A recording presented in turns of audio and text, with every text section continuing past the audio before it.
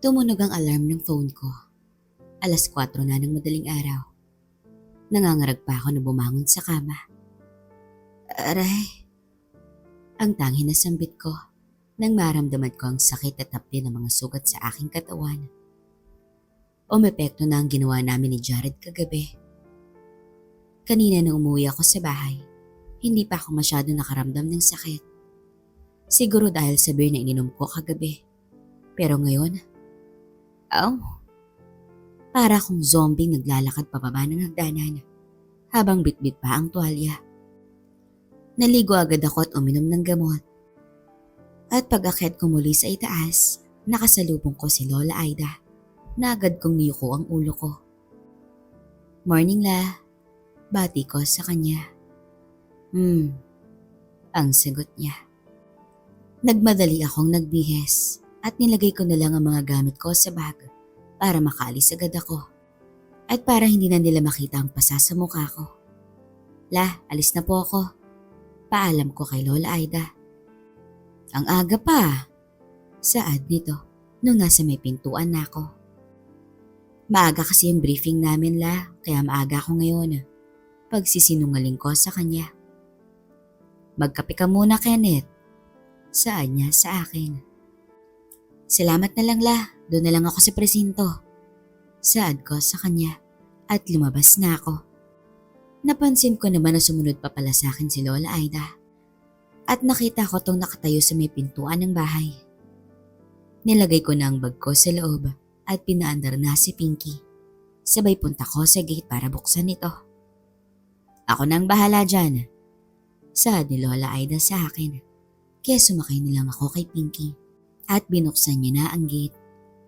Aalis na ako La, paalam ko sa kanya. Habang nakayuko ang ulo ko nung dumaan na ako sa harapan niya. Sige Kenneth, mag-ingat ka sa biyahe, saad nito. Sige La, salamat po. At inilabas ko na si Pinky. Tumingin ako sa rearview mirror at nakita kong tumawid si Lola sa kabilang kalye sa tindahan ni Aling Letty.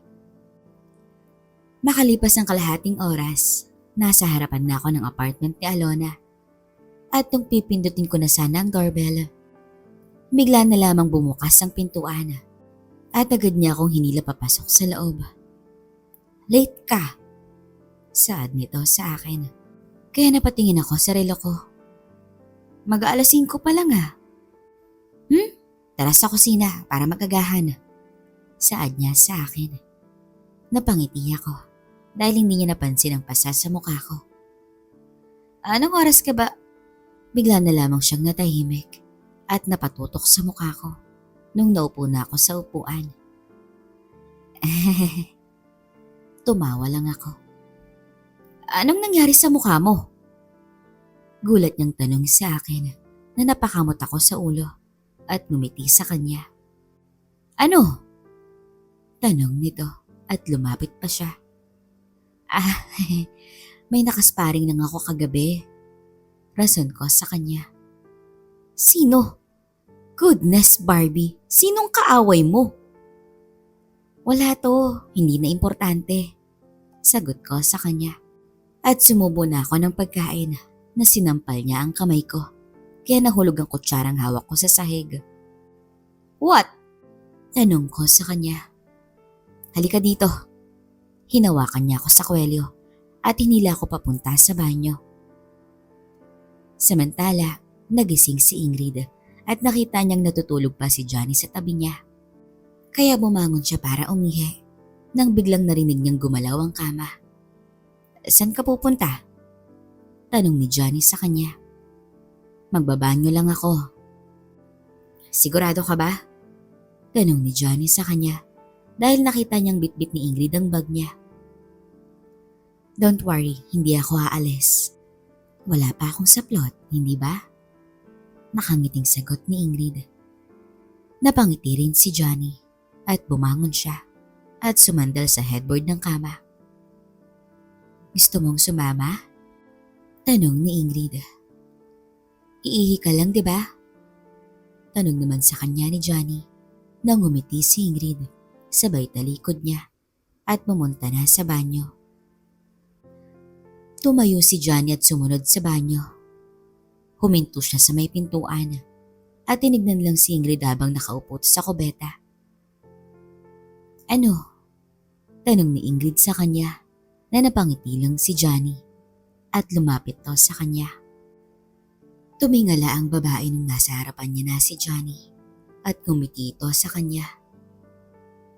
Minaba ni Ingrid ang tingin niya sa may bewang ni Johnny at muli siyang tumingala para tignan niya ito sa mukha.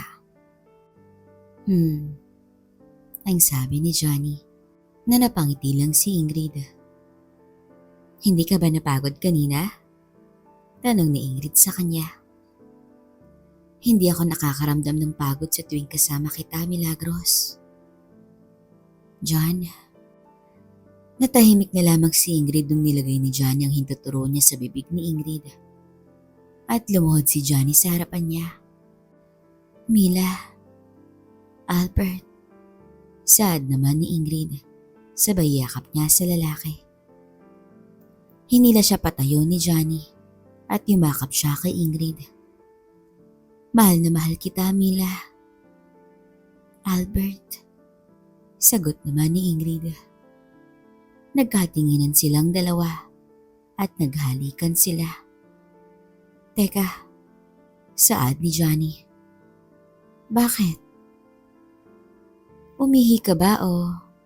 Tanong ni Johnny na sinampal siya sa dibdib ng mahina ni Ingrid. Loko, umihi lang ako. Natatawang saad ni Ingrid. Akala ko kasi. Muli siyang sinampal ng mahina sa dibdib ni Ingrid. Habang ginagamot ni Alona ang sugat ko sa mukha, panay sermon naman niya sa akin. Dahil sa hindi ko pagsabi sa kanya kung sinong nakaaway ko. Hayaan mo na. Saad ko sa kanya. Idiot, you are a cop tapos ganito ang mangyayari sa'yo? Hayaan mo na lang kasi, maghihilom lang din naman to. Saad ko sa kanya. Natumigil siya sa paggamot sa pasako sa pisngi at tinignan niya ako ng masama. Honestly, wala kang dapat ikabahala sa akin. Naputol na lang ako dahil sinuntok niya ako sa braso. Aray! Ang tangi na sabi ko. Nasuntok tuloy kita. Kasalanan mo yan. Kasalanan ko pa na sinuntok mo ko? Oo, kasi loko ka. Sagot niya sa akin. Sabay taas ng kamao niya, kaya napatras ako ng kaunti. Idiot, saan niya sa akin? Hinila niya ako palapit sa kanya, kaya napadikit tuloy ako sa kanya.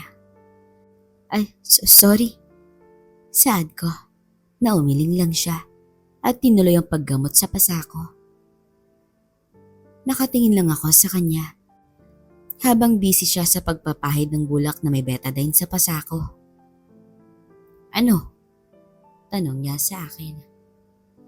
Wala. I'm going to kick your ass, Barbie, kung hindi mo sasabihin sa akin kung sinong gumawa sa'yo nito. Banta niya sa akin. It doesn't matter if I say it or not, dahil alam kong gagawin mo pa rin yun. Saad ko sa kanya na napangiti siya. You got that right. Saad nito na natawa na lang ako at napaaray na lang din ako nung nadikit niya ang bulak sa pasako. Loko ka kasi. Saad nito. Napangiti na lang ako at niyakap ko siya sa bewang. Namiss kita. Saad ko sa kanya. Tinignan lang niya ako. Tapos, tanong niya. Namiss ko ang bango mo. Saad ko na tumaas ang kaliwang kilay niya. Oo, sagot ko. Pagkatapos niya akong gamutin, nakatayo lang siya sa harapan ko habang nakayakap pa rin ako sa bewang niya. Nagkatinginan kami. At nung halikan ko na sana siya sa labi, bigla niyang nilagay ang kamay niya sa noo ko para pigilan ako. Not today. Saad nito, sabay tulak niya sa akin ng mahina, kaya napabitaw ako sa kanya. Binalik niya ang first aid kit niya sa cabinet at lumabas na siya ng banyo. ang tangi na sambit ko at sumunod na ako sa kanya papunta sa kusina. Tinuro niya ang upuan kaya umupo ako. Ubusin mo na yan, utos niya sa akin. Kaya kumain na ako at umupo naman siya sa upuan niya at uminom ng kape. Nakatulog ka ba ng maayos? Tanong ko sa kanya. Natinignan lang niya ako. What? Tanong ko. Anong klaseng tanong yan? Just making small talk. Umiling lang siya. Bilisan mo nang kumain, malapit na tayong umalis. Saad nito, kaya tumingin ako sa orasan. Mag-alas 5:30 pa lang ha. So? Walang problema, Teniente. Saad ko na lang at umalis na siya papunta sa kwarto niya. Pagkatapos kong kumain, niligpit ko na ang mga pinggan at baso at hinugasan ko to sa lababo. Nilinis ko na rin ang mesa pagkatapos at pumunta ako sa kwarto niya para ipaalam to sa kanya. Alona? Kumatok ako pero hindi siya sumagot. Kaya tinulak ko pabukas ang pinto ng kwarto niya at nakita ko siyang nakabend ng kaunti habang naglalagay ng lotion sa paa niya. Alona, tawag ko sa kanya at bigla siyang tumayo at napailing na lang ako. Kaya pala hindi niya ako marinig eh. Nakasaksak palang earphone sa tenga niya. Saad ko sa aking sarili. Nagbend uli siya para lagyan naman ng kabilang paa niya ng lotion habang nakatapis lang siya ng tuwalya. Nahalatang kalalabas lang nito ng banyo. Dahan-dahan akong lumapit sa likuran niya at hinawakan ko siya sa bewang. Sabay digit ko ng harapan ko sa likuran niya na ikinagulat naman niya ang ginawa ko. Barbie! Napasigaw siya sa gulat. Sabay tulak niya sa akin palayo at muntik pa niya akong masuntok. Mabuti na lang ay umatras ako. Relax ka lang. Saad ko sa kanya. Kita kong galit na galit tong nakatingin sa akin. Kanina pa kasi kita tinatawag, hindi mo ko narinig. Tinanggal niyang earphone sa tenga niya. Loko ka, wag na wag mo kong gugulatin ng ganyan ha. Pasensya na, hindi ko lang kasi matiis nung nakita kitang. Tumahimik na lang ako dahil inabot ng kamay niya ang baril niya sa tukador.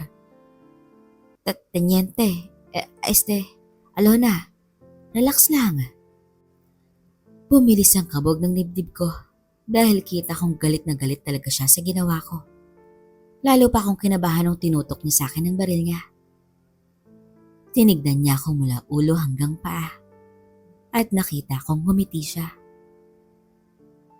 Alona, baba mo na yan. Narinig kong galing sa kanya. Sabay hila niya sa tuwalya niya at bumagsak to sa sahig. Lumapit ka dito. Utos niya sa akin. Kaya dahan-dahan akong humakbang palapit sa kanya. Luhod. Saad niya. Kaya lumuhod naman ako at tumingala ako para tumingin sa kanya. Loko ka ha, ginulat mo ko kanina. Saad niya. Hindi ko na natuloy pa ang sasabihin ko dahil tinutok niya ang baril sa ulo ko. Alona, saad ko. Nangumiti siya. Anong oras na? Tumingin ako sa relo ko. 15 minutes before 6. Sagot ko. May 15 minutes ka para palabasin ako. Ha? Takang tanong ko sa kanya. Anong ha? Sisirin mo ko at palabasin mo ko. Utos niya sa akin. Kaya tumingin ako sa harapan niya at napailing na lang ako dahil wala siyang saplot. Paano ako? Tanong ko sa kanya. Kung marating ko ang Gloria bago matapos ang 15 minutos, ako ang bahala sa'yo. Challenge accepted. Galak kong saad at sinimulan ko na siyang sisirin. Samantala, muli nang nasa kama sina Johnny at si Ingrid at nasa kalagitnaan na sila ng pagpapaligaya. nang biglang bumukas ang pinto ng kwarto at may 6 na taong pumasok sa loob. Karga ang mahabang baril at nakatutok to sa kanila. Agad na kumilos si Johnny para abutin ang baril niya. Pero tinadyakan siya ng isa sa armadong tao, kaya bumagsak siya sa sahig. Hindi naman nakakilos si Ingrid dahil tinutukan na rin siya ng baril. Narinig nila mula sa taong bagong pasok lang sa kwarto. Binalaan ka na ni Sir Edward tungkol sa pag-aari niya. Pero ang tigas pa rin ng ulo mo, Johnny boy. Saad ng leader ng grupo. Tinaas ni Johnny ang ulo niya at nakita niya kung sino yon. Hayop ka, Roger? Pakawalan mo kami. Pasensya na pare ha. Hindi ko pwedeng gawin yan. Alam mo naman ang kaparusahan sa sino mang mag-traidor kay Sir Edward, hindi ba? Tanong ni Roger sa kanya. Hindi ko tinraidor si Eduardo. Akin si Ingrid simula noon pa. Pakawalan mo kami, Roger. Saad ni Ingrid sa kanya. Napakagandang dilag mo, Ingrid. Sa totoo lang, nasasayangan ako sa'yo. Saad ni Roger na dinuruan siya ni Ingrid pero hindi siya nito tinamaan. Alam mo, matagal na akong may gusto sa'yo eh. Pero hindi ko lang kayang angkinin ka dahil mataas ang respeto ko kay Sir Eduardo. Dahil duwag ka, saad ni Johnny na tinadyakan siya sa dibdib ng tauhan ni Roger. Lumuhod si Roger malapit kay Johnny. Hindi ako duwag pare. Nilalagay ko lang to sa tamang lugar. Saad ni Roger, sabay tayo niya. Sige, ibigay niyo ang mga damit nila at alam niyo na kung saan sila isasakay. Utos ni Roger sa mga tauhan niya at una siyang lumabas ng kwarto. Hinayaan nilang magbihis si Johnny at si Ingrid. At pagkatapos, dinala nila sa labas ang dalawa. Sinakay nila si Ingrid sa van kung nasaan nakasakay si Roger. Boss, tawag ng isa sa tauhan niya. Alam mo na kung saan dadalhin si Johnny. Saan niyo siya dadalhin? Tanong ni Ingrid. At natakot na lang siya nung binitbit nila si Johnny pasakay sa kotse. Roger, saan niyo dadalhin si Johnny? Alam mo na kung saan, Ingrid. Nakangiting saad nito. Sige na, umalis na tayo. Utos ni Roger sa tauhan niya. Sige, boss. Sagot naman ng tauhan niya. Sabay sara ng pinto ng van at una silang umalis.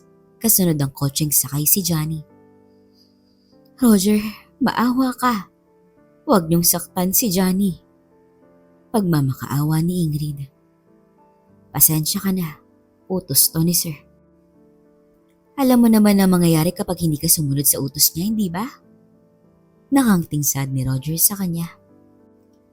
Sige na, umalis na tayo. Utos ni Roger sa tauhan niya. Sige boss.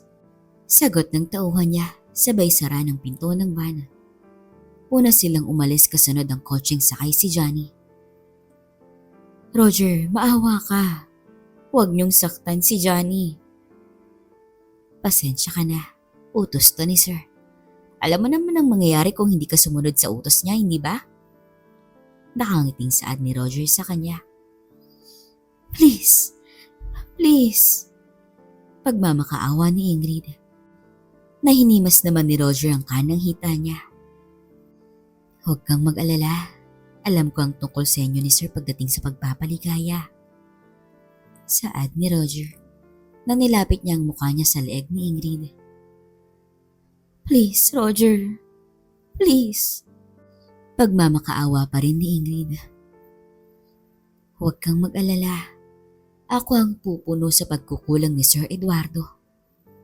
Bulong ni Roger sa tenga niya at kinapa nito ang ibaba ni Ingrid at dumampi ang kamay niya sa harapan nito. Itinulak naman ni Ingrid ang kamay niya pero sa sobrang lakas ni Roger, hindi niya to matulak. Pagbigyan mo na ako, Ingrid. Bulong nito sa kanya. Please, maawa ka. Nang biglang tumigil si Roger nung tumunog ang phone niya. Istorbo? Galit niyang saad. Sabay kuha niya ng phone sa bulsa niya. Si Sir Eduardo pala. Natatawang saad niya at sinagot niya ito. Sir, magandang araw po. Bati niya sa matanda. Ano nang balita? Tanong ni Eduardo. Nasundo na namin si Ingrid. Pabalik na kami dyan sa Makati. Good. Si Johnny? On the way na rin sa destinasyon niya, sir. Good. Sir, yung sa amin po. Tawag ni Roger sa kanya. Huwag kang mag-alala. Nasa bangko niyo na. Sagot ni Eduardo sa kanya. Maraming salamat, sir. Natutuwang sagot nito. Roger. Sir? Alam mo na ang kaparusahan sa taong lalabag sa utos ko. Paalala ni Eduardo kay Roger. Na agad siyang umupo ng maayos at lumayo ng kaunti kay Ingrid. Opo, sir. Good. Aasahan ko ang pagdating niyo. Saad ni Eduardo. Sabay baba nito ng telepono. Saan niyo ako dadalhin? Tanong ni Johnny sa mga dumukot sa kanya. Relax lang, Johnny. Alam mo na kung saan ka pupunta. Sadong nakaupo sa harapan. Siraulo ka kasi pare. Alam mong kay Sir Eduardo si Ingrid. Dinali mo pa. Sad naman nung nasa kaliwa niya. Mga loko! Galit niyang sad sa kanila. Hector, alam mo na kung saan tayo, di ba? Tanong nung nasa kanan ni Johnny. Oo, alam ko. Mabuti. Sagot naman nung nasa kaliwa nito. Susunod kayo sa utos niya? Alam niyong katulad niyo lang din ako. Saad ni Johnny sa kanila. Huwag mo kaming iparehas sa'yo. Sadong nasa kanan nito. Sabay suntok niya sa tagiliran ni Johnny. Kaya napayuko siya. Relax lang kayo. Darating din tayo dyan. Saad naman nung nasa harapan. Magkano nga uli bibigay sa atin ni sir? Tanong nung driver. 50,000. Sagot nung nasa harapan. Tiba-tiba tayo nito. Konting lakad lang. Dukot dito. Patay doon. Pera na kagad. Natutuwang sad nung driver. Napansin ni Johnny na nawawala na sa focus ang apat nung narinig nilang perang matatanggap nila. Pagkakataon ko na to. Saad ni Johnny sa sarili. Kaya umabante siya at inabot niya ang manibela ng kotse at hinila niya to pakaliwa. Kaya bumaling sa kaliwa ang kotse at agad naman siyang hinila ng dalawa para maupo muli habang si Hector na driver at yung nasa harap pinagsusuntok siya. Hindi bumitaw si Johnny at nakalimutan na ring apakan ni Hector ang brake niya. Kaya huli na siya nung nakita nilang papunta na sa isang pader ang kotseng sinasakyan nila. Mababangga tayo! Saad ni Hector na agad namang umatras si Johnny bago bumangga ang kotse sa pader. Lumipad papunta sa windshield si Hector at ang katabi niya. Habang yung dalawa namang nasa tabi ni Johnny ay napasubsob sa inuupuan ng dalawa. Sa lakas ng impact, hindi na nagkamalay ang dalawang nasa harapan. Habang yung dalawa namang katabi niya ay parang lasingtong nakatingin sa paligid. Ngarag din si Johnny dahil tumama ang ulo niya sa headrest ng upuan. At nung naging okay na siya, agad niyang sinuntok ang nasa kanan niya at siniko niya ang nasa kaliwa niya. Mga walang ya kayo? Saad ni Johnny sa kanila na agad niyang hinanap ang susi ng posas. At nung naalis niya na ito, agad niyang kinuha ang baril ng nasa kanan niya at agad siyang lumabas ng kotse. Nakita niya ang mga tao na papalapit sa kanila kaya agad siyang umalis na kahit na masakit ang balikat niya at ang kanyang ulo, binaliwala niya ito dahil alam niyang nalalagay na sa peligro ang buhay ni Ingrid. Ingrid, hintayin mo ko. Hintayin mo ko. Saad nito habang tumatakbo siya palayo. At nung malayo na siya sa kotseng sinakyan niya, agad siyang huminto dahil may nakita siyang bus na paparating. Pinahiran niya ang dugong dumaloy sa noo niya bago siya pumara. At nagulat pa yung konduktor dahil sa kondisyon niya. Saan ang tungo nyo? Tanong ni Johnny at sumakay na siya. Tol, kailangan mong pumunta ng ospital. Saad ng konduktor, pero inignore lang siya ni Johnny at tumupo siya sa likuran ng bus. 6:30 na nung nasa daan na kami ni Alona at naiinis ako dahil hindi ko nakuha ang gusto ko kanina. Bakit Barbie? Tanong ni Alona sa akin. Wala. Sagot ko sa kanya na tumawa lang siya. Sa hindi mo nagawang palabasin ako in 15 minutes Anong magagawa ko? Nakangiting saad niya sa akin. Yeah right, baka nagpigil ka nga lang Inis kong saad sa kanya na naglakbay ang kamay niya sa ibaba ko. Ang tangi na sambit ko dahil nandun pa rin ang init ko. Don't worry, babawi ako sa'yo. Sabay kurot niya sa hita ko. Aray! Ang tangi na sambit ko at tumayos na siya ng upo sa upuan niya. Talaga lang Tanong ko. Nang ngumiti siya at lumapit sa akin. Sabay halik sa pisngi ko. Oo naman. Sagot niya habang nasa ibaba pa rin ang kamay niya. Sige. Saad ko sa kanya na umiling lang siya. Bakit? Tanong ko. Ganyan lang naman Saad ko na pinakita niya sa akin ang kamao niya. Oo na, babawi ka mamaya Para akong bata nung sinabi ko to sa kanya. Ngumiti siya. Oo Barbie doll. Sagot niya na napabugnot na lang ako. At nilagyan pa talaga ng doll. Saad ko na tumawa lang siya at umayos na ng upo sa upuan niya. Be ready at alisin mo na yung init mo bago tayo dumating ng presinto. Yes, ma'am. Sagot ko na tumawa lang siya. Pinarada ko na sa loob ng parking lot si Pinky at bago pa kami lumabas, hinawakan niya uli ang ibaba ko. For real, babawi ako sa'yo. Thanks, sagot ko at lumabas na kami ni Pinky. Pagpasok namin sa presinto, nakita namin si Hepe sa hallway. Kaya sumaludo kami sa kanya. Good morning, ma'am. Bati namin sa kanya at sumaludo naman siya sa amin. Good. Now that you two are here, follow me in my office. Saad niya. Kaya sumunod kami sa kanya sa opisina niya at naupo sa silya.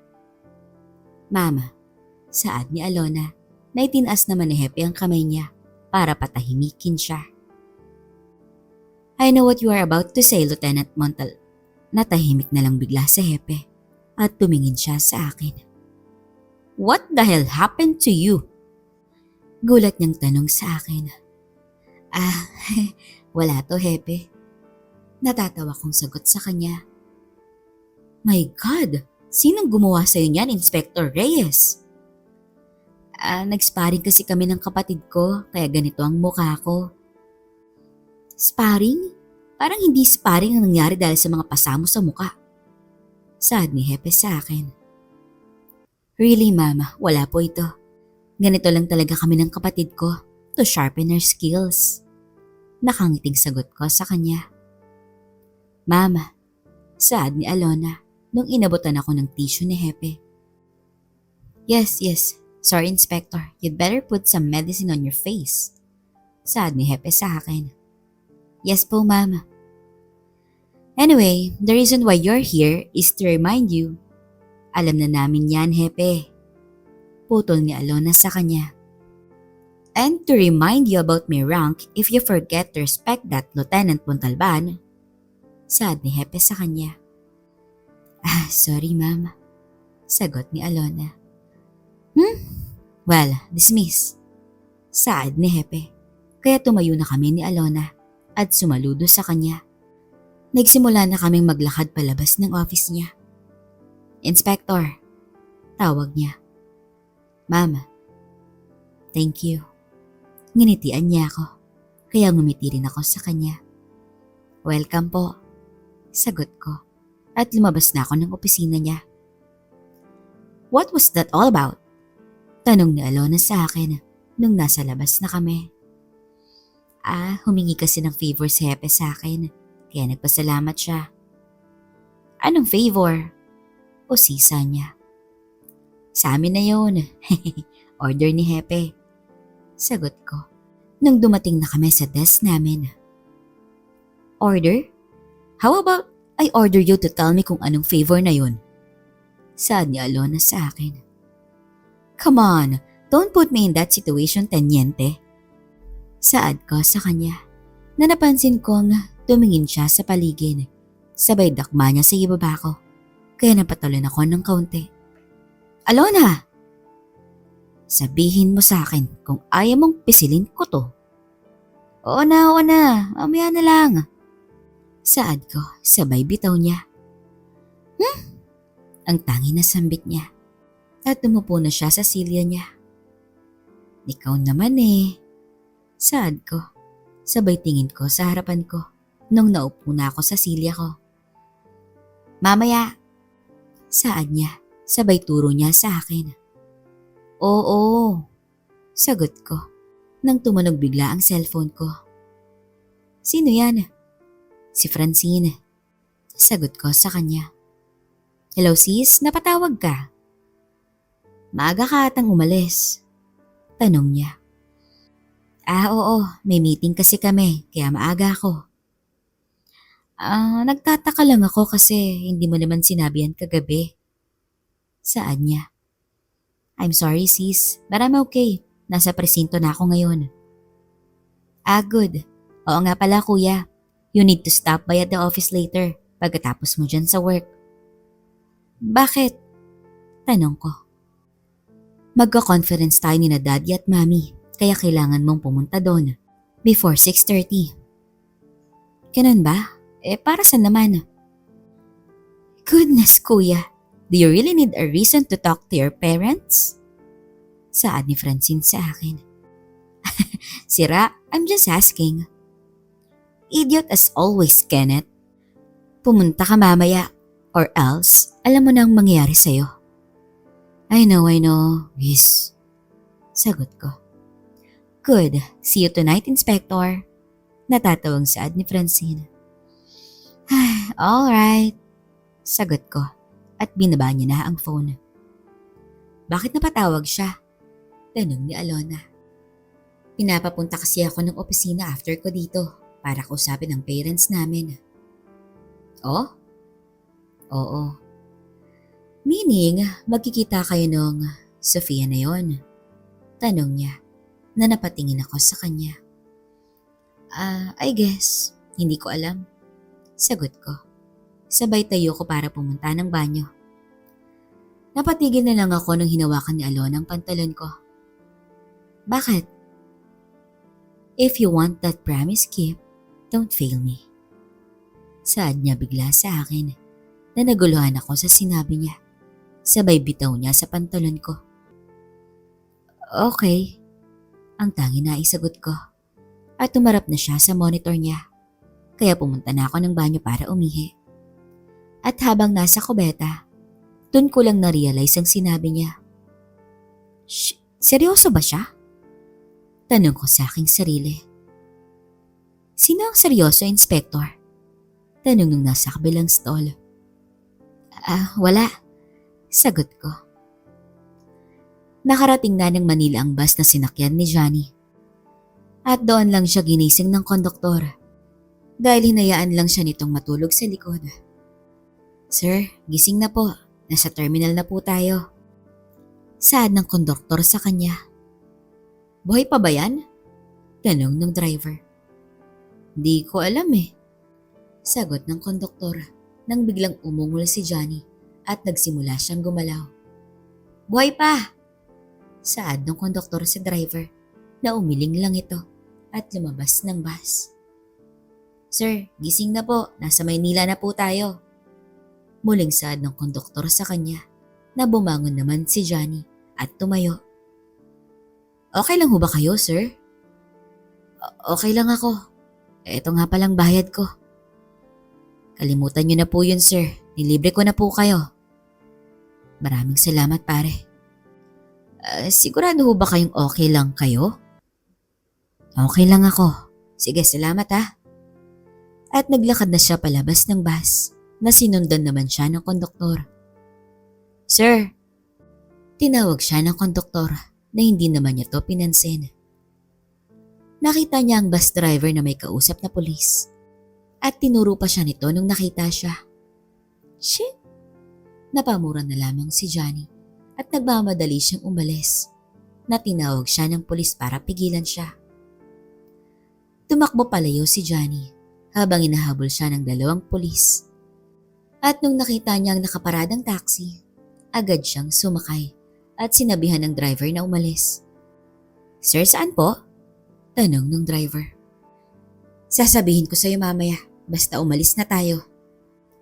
Sorry sir, tumahimik na lang yung driver nung inaboto niya to ng 2,100 at mabilis nitong pinaandar ang kotse at umalis na sila.